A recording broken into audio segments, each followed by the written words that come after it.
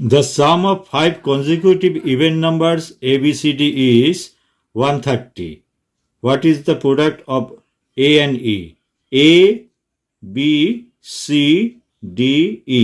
এই পাঁচটার মধ্যে মিডল সি এর অ্যাভারেজটা হবে মিডল নাম্বারটা, অর্থাৎ 130 পাঁচটা নাম্বারের সাম হচ্ছে 130, তার অ্যাভারেজ হচ্ছে ডিভাইড 5, তার মানে এটা হয়ে যাচ্ছে 26। তাহলে 26 যেটা অ্যাভারেজ সেটা হবে মিডল নাম্বারটা, তাহলে মিডল নাম্বারটা হচ্ছে আমার 26। তাহলে এটা হয়ে যাবে 24, আর মানে বি হয়ে যাবে 24, আর এ হবে 22, আর ডি হয়ে যাবে 28, ই হবে 30। তাহলে আমার এ আর ই এর প্রোডাক্টটা কী হবে? তাহলে এ ই মানে হয়ে যাচ্ছে আমার 22 ইন্টু 30, তার মানে হয়ে যাচ্ছে 660 হচ্ছে আমার ফার্স্ট আর লাস্টের product. Clear? Question number 2. A car covers 4 successive 3 kilometers stretch at a speed of 10 km, 20 km, 30 km and 60 km per hour respectively. What is its average speeds over the distance?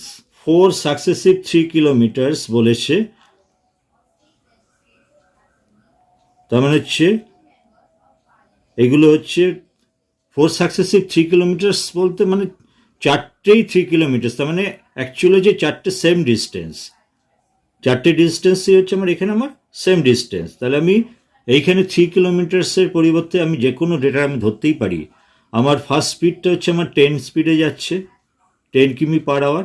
সেকেন্ডটা হচ্ছে আমার 20 স্পিডে যাচ্ছে, থার্ডেরটা 30 স্পিডে, ফোর্থেরটা আমার 60 স্পিডে যাচ্ছে। এই 10, 20, 30, 60 দিয়ে ডিভাইড করা যায় এরকম একটা সংখ্যা আমি ধরলাম 60। তাহলে ধরলাম প্রত্যেকটা ইকুয়াল ডিস্টেন্সকে আমি 60 করে আমি ধরলাম, 60 কিলোমিটার, প্রত্যেকটাকে আমি 60 কিলোমিটার করে আমি ধরলাম। 60 কিলোমিটার্স 10 স্পিডে গেলে আমার 6 আওয়ার্স লাগছে, 60 20 স্পিডে গেলে 3 আওয়ার্স, এটা হচ্ছে 2 আওয়ার্স, এটা 1 আওয়ার লাগছে। তাহলে অ্যাভারেজ স্পিড মানে হচ্ছে total distance by total time. তাহলে টোটাল ডিস্টেন্স হচ্ছে মানে 460 মানে হচ্ছে 4 ইন্টু 60 বাই টোটাল টাইম হচ্ছে আমার 6, 3, 9, 10, 11, 12, তার মানে হয়ে যাচ্ছে আমার অ্যাভারেজ স্পিড হচ্ছে আমার 20 কিমি per hour. Clear? Question number 3. The average weight of 19 students is 15 kg. By the admissions of a new student, the average weight is reduced to 14.8 kg. Then what is the weight of the new students? 19 student যখন ছিল তাদের average ছিল 15, একজন নতুন student আসে সেটা 14.8 হচ্ছে, তার মানে নতুন যে আসছে সে 15-এর থেকেও কম আনছে।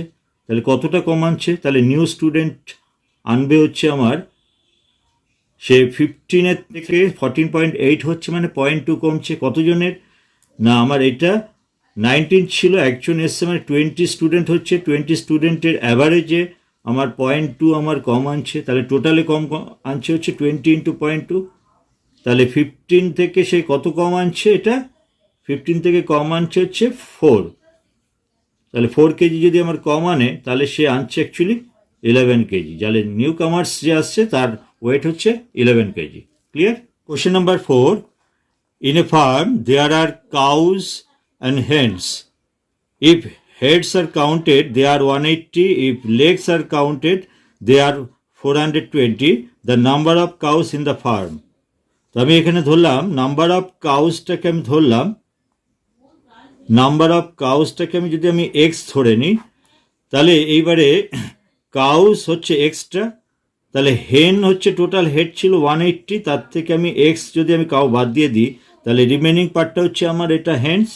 আচ্ছা এবারে কাউজের লেগস হচ্ছে 4, তার মানে এক্সট্রা কাউজের হচ্ছে 4 এক্সট্রা লেগ আছে, আর হেন হচ্ছে এতগুলো, তাহলে ওদের লেগস হচ্ছে ইন্টু 2, তাহলে টোটাল হচ্ছে আমার লেগ হয়ে যাচ্ছে 420। তাহলে এখানে হয়ে যাচ্ছে 4x plus 360 minus 2x is equal to 420, তার মানে হচ্ছে 2x ইজ ইকাল টু এটা হচ্ছে 60, তাহলে x ইজ ইকাল টু আমার 30। তাহলে এক্সটা কি ধরেছি? না এক্সটা হচ্ছে number of cows, number of cows হচ্ছে 30। If a man earns rupees 2000 for his first 50 hours of work in a week, and is then paid 1.5 times his regular hourly rate for any additional hours. Then the hours must he work to make 2300 in a week.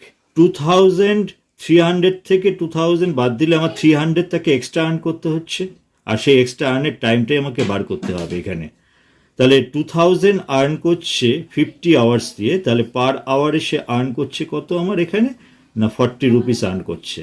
এই 40 rupees earn করছে পার আওয়ারে সে 40 rupees earn করছে।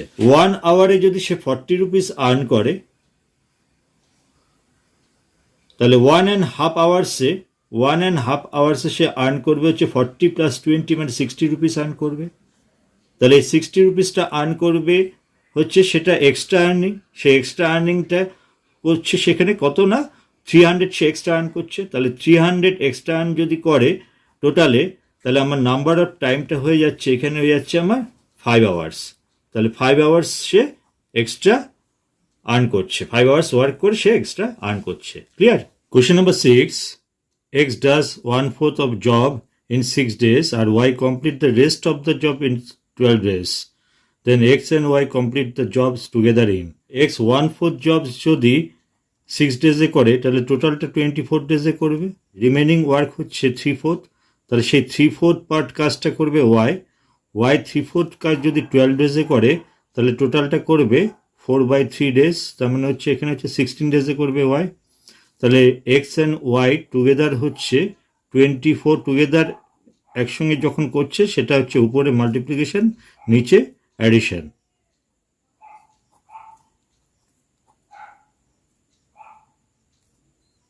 তার মানে এখানে হয়ে যাচ্ছে 96/10, এটা হয়ে যাচ্ছে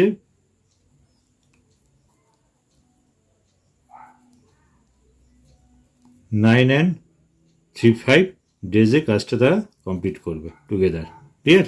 question number 7, a shopkeeper sold his good at half of the listed price and thus lost 20%.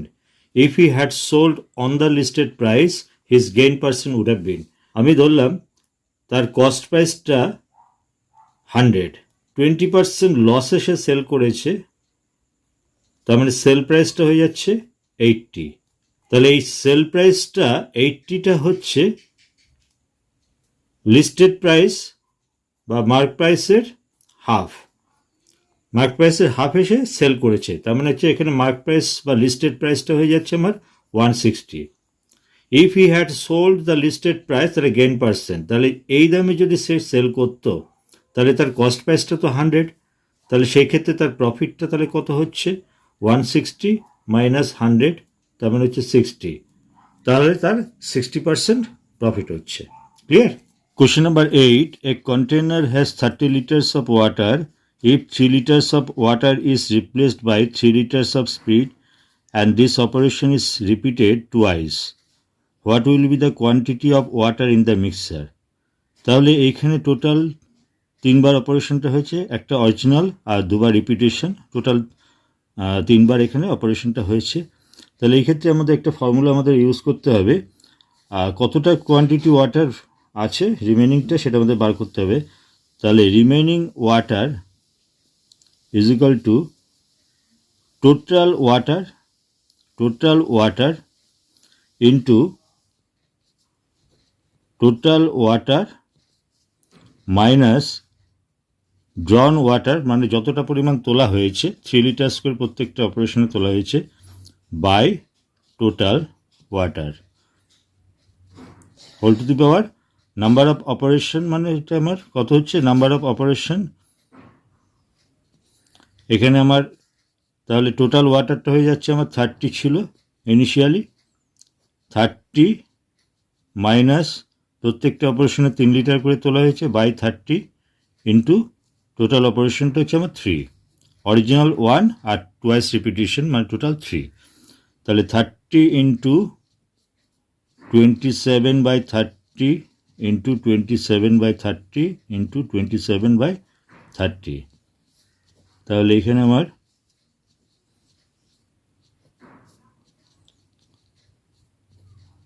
এটা হয়ে যাচ্ছে 81 ইন্টু 27/100, দ্যাট মিন্স এটা হয়ে যাবে 21.87। তাহলে আমার রিমেনিং ওয়াটারটা আমার কত হচ্ছে, আমার 21.87 লিটার্স। ক্লিয়ার?